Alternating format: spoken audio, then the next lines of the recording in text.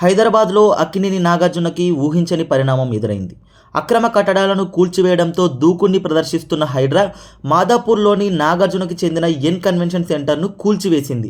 భారీ భద్రత మధ్య హైడ్రా ఈ కార్యక్రమం చేపడుతోంది. గతంలో నాగార్జున ఇక్కడ 3.5 ఎకరాల తుమ్మిడికుంట చెరువును ఆక్రమించి ఈ కన్వెన్షన్ సెంటర్ను నిర్మించినట్టు తెలుస్తుంది.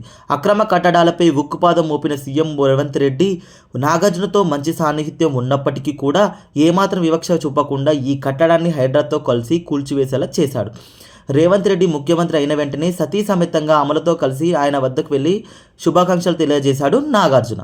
ఈ సమయంలో వీళ్ళిద్దరి మధ్య ఈ ఎయిర్ కన్వెన్షన్ సెంటర్ చర్చకు వచ్చిందో లేదో తెలియదు, కానీ సోషల్ మీడియాలో నాగార్జున రేవంత్ రెడ్డిని కలవడానికి ముఖ్య కారణం తన అక్రమ కట్టడాలను కాపాడుకోవడం కోసమే అని అప్పట్లో ఒక టాక్ నడిచింది. అందులో ఎంతమాత్రం నిజం ఉందో లేదో తెలియదు, కానీ ఈరోజు జరిగిన ఈ ఘటన ఇప్పుడు సోషల్ మీడియాలో సెన్సేషనల్ టాపిక్గా నిలిచింది. బీఆర్ఎస్ పార్టీ అధికారంలో ఉన్నప్పుడు కూడా నాగార్జున ఆస్తులపై ఆరోపణలు వచ్చాయి. కొన్ని కట్టడాలను ఆ ప్రభుత్వం కూడా కూల్చివేసింది. నాగార్జున ఉద్దేశపూర్వకంగా ఆక్రమించి ఈ కట్టడాలను కట్టించి ఉండకపోవచ్చు, కానీ ఆయనకి ఈ స్థలాలు అమ్మిన వారు మాత్రం అన్నీ తెలిసే చేసి ఉండొచ్చని నాగార్జున అభిమానులు సోషల్ మీడియాలో కామెంట్లు చేస్తున్నారు.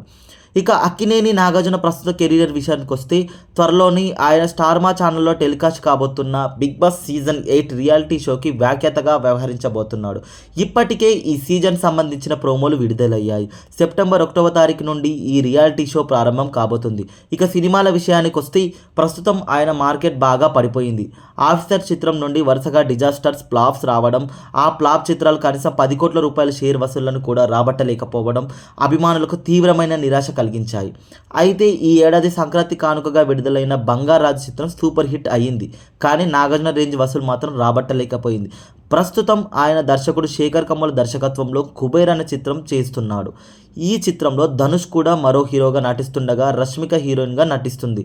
శరవేగంగా షూటింగ్ కార్యక్రమాలు జరుపుకుంటున్న ఈ చిత్రంపై అభిమానులు భారీ ఆశలు పెట్టుకున్నారు. సంక్రాంతి కానుకగా ఈ చిత్రం ప్రేక్షకుల ముందుకు వచ్చే అవకాశాలు ఉన్నాయి.